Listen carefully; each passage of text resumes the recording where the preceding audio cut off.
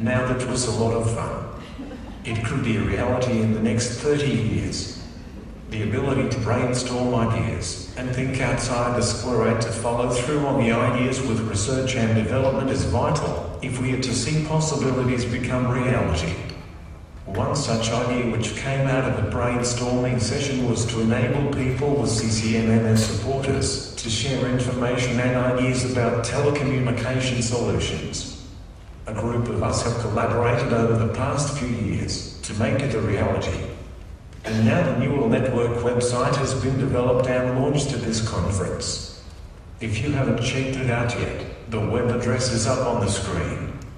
You'll find a flyer in your conference material as well. So if you have an annoying phone access problem, why not share and explore the problem at the neural website? Get connected. Check it out. Another example from a few years ago is an idea I came up with. It would allow people with CCN to get help when they're out and about. This idea was shared with the Australian Communication Exchange and will soon be released as an iPhone application. I won't steal the thunder of the fantastic R&D team at ACE, so just keep a lookout for an announcement later this year about a smartphone app which will dramatically change access to people with CCN in the future.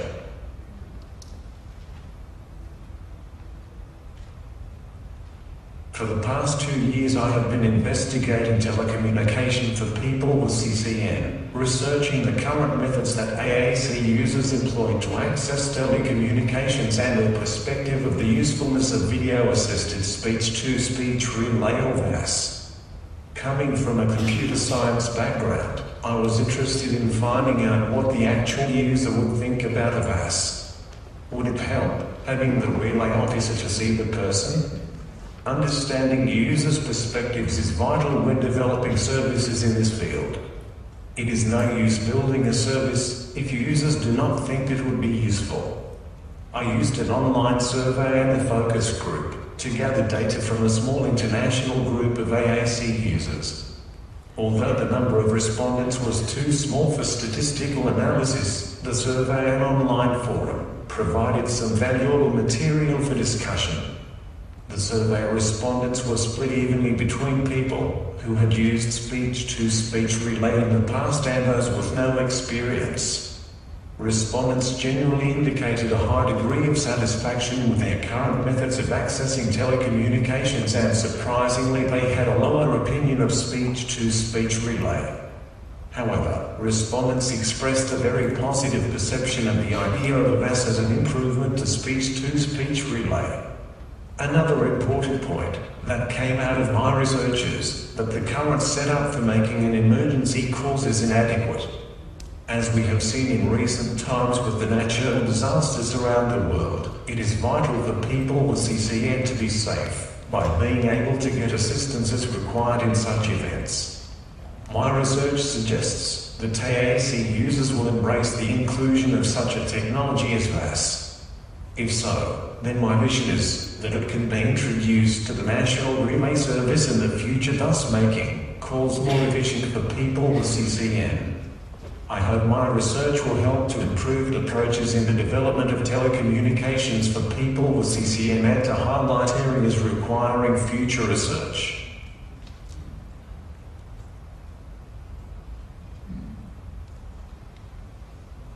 Just before the conference I had been wrestling with the ideas of a French sociologist called Pierre Bourdieu. I have been trying to use his concepts to both understand and explain the research I'm doing. Bourdieu suggests that we all compete for social capital in various areas of our lives which he calls fields. Capital might be status or friends or connections or influence. The more social capital people have, the greater control they have over their lives, the more they are able to master their environment. I would suggest that this sense of control is crucial to leading a satisfying life. Many people use the work of Bourdieu to think about social inequalities, the social imbalances in society. Likewise, his work helped me to explore not only the physical barriers people with CCN face, but also explore the social barriers. These include power struggles that prevent people from attending conferences like this one, as well as the various barriers that make it difficult to access telecommunications so that people with CCN can fully participate in the 21st century. But Bordu's work has also given me a deeper understanding of participation and disability. This is a complex area. You can remove some barriers to participation by addressing a person's disability. You can address some social inequalities by taking it to the street. You can enable people to build their social networks by facilitating access to telecommunications technology. Bordu would seem to argue that all of these things are intertwined, that the body and society can't be separated and considered in isolation. By understanding participation as a struggle to acquire and maintain social capital, we can better comprehend the complex interaction between our bodies and society.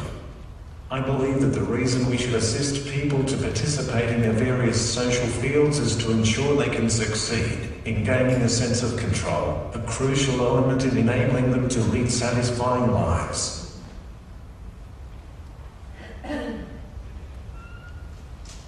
In finishing, I ask once again, so why do we bother about participation? Because it is more than just enabling people to take part in daily activities. It must be about enabling satisfying lives. This is what the whole presentation is saying. In taking it to the streets, be encouraged to learn from the history of disability. Look at what Dr. Bob did. Be inspired by Ed Roberts. The community may not see daylight, but be encouraged to dream of new innovations and importantly follow them through. And be inspired to gain deeper understandings of participation and disability.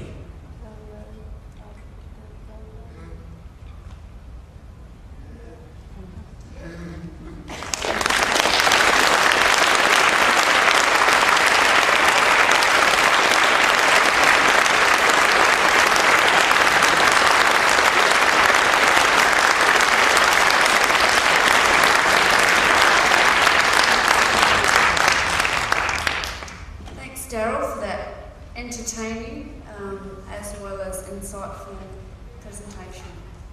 And on behalf of AGOSCI and our delegates,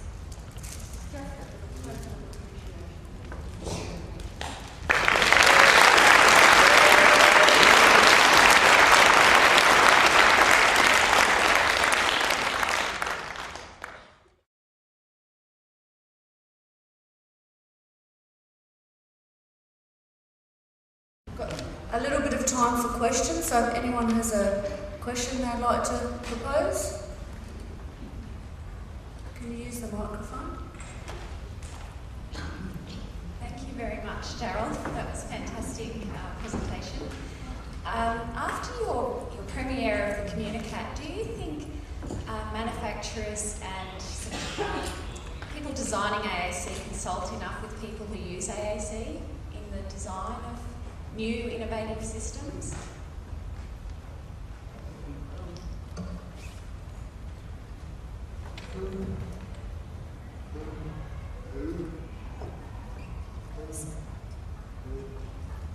Some do.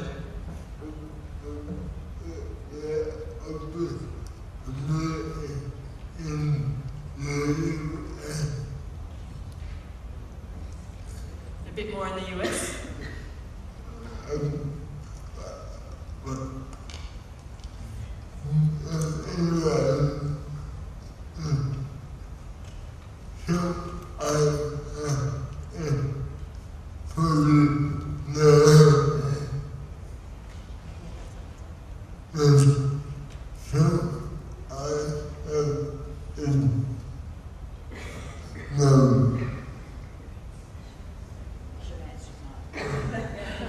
Short answer is no.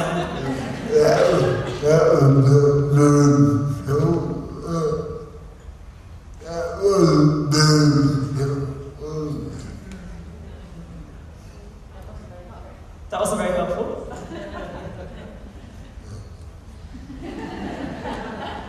Okay. Sorry. Darryl's just taking time for the last one. Yeah, last question. one more question.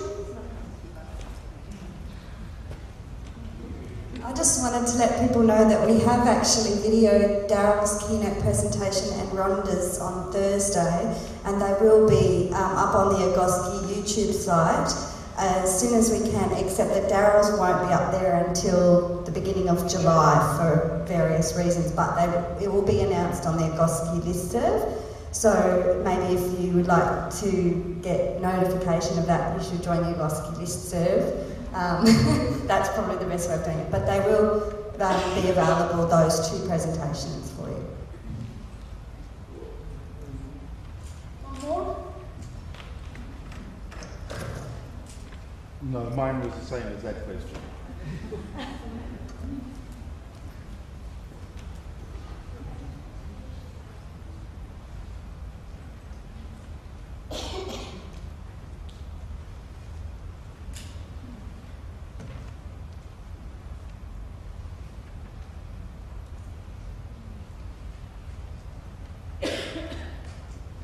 I love the communicat. I can interpret brain waves too, and look like a dog.